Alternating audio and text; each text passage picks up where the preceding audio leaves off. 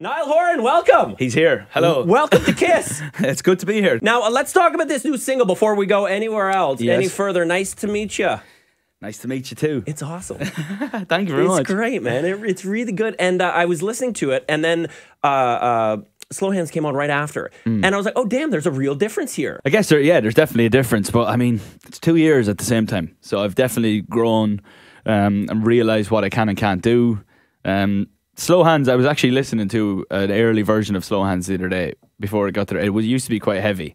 And Really? I kind of toned it back a little bit for the radio. I know I did tone it back a little bit, and just with the success of it in a period where it probably shouldn't have been successful based on what was on the radio at the time, it did quite well, Slow Hands, because it was so different. So I thought, let's be the guy who's different and different than whatever else is on the radio. So I went and wrote "Nice to Meet You" and hammered on the guitars and stuff, and it's just been a fun process, I suppose. It's really, it's a lot heavier. It's a lot deeper in that respect. Do you look at the trends of, okay, everybody's doing A, I want to do B, everybody's zigging, I want to zag, or is it just like, look, this is the song that's come out of me right now?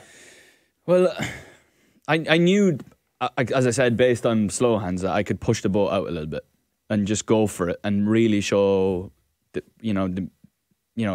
me musically and what I'm into fully, and just go for it. I was brought up in the 90s, 2000s, and you can really hear that in the song. Yes. The rock bands Yes. and stuff like, and the kind of like the soul dance type thing, which is something that we all kind of listen to, and I think that's why it's resonating with people. It kind of nearly sounds rocky and nostalgic, and It's almost like an alt kind of like three-piece band in a little bit. and that's perfect for me. I'll take all of this. Oh, good. Oh, good. And it's just, I don't know. It's just different. It's great. It is great. It's a terrific single. I also thought the title was interesting. Nice to meet you. You've not really released music. Your last big release, 2017? Yeah. There and abouts. That's a lifetime in music. I know. Like 2 years is like literally nice to meet you.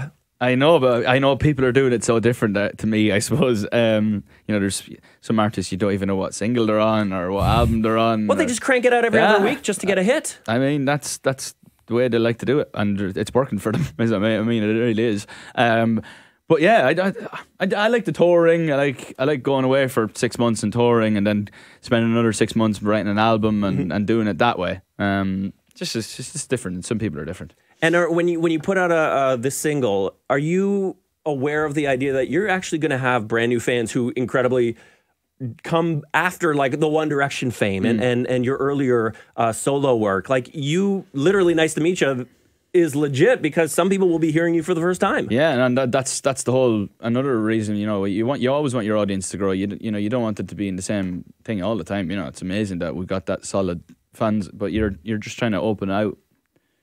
Older people, every type of person has either said it to me in a street or in a tweet, or that they like Nice to Meet You, and it wasn't something that they were expecting or whatever like that. And even when I toured and I brought out Slow Hands, I noticed the longer the tour went on and the more Slow Hands was around, the older the crowd was getting. I would look into the crowd and you would see people that grew up in the 70s and 80s come to the gig, and stand there with a beer, because that's the kind of music that it was. That's what it really was. My last album was very basically for the older person, I would imagine. Sure. Yeah. That's really interesting that you have to think about that stuff. I don't until it happens. Well, no, Yeah. but to be aware of like your audience is changing with you as you're getting older. It is great to be able to embrace that. Really is something. Yeah, I guess I think we all kind of have, even including myself, that I'm 26, but I've been doing it. I've been in the industry for nearly 10 years. You're a vet, man. It's like you're grizzly and old now. It's tough out here in the mean streets.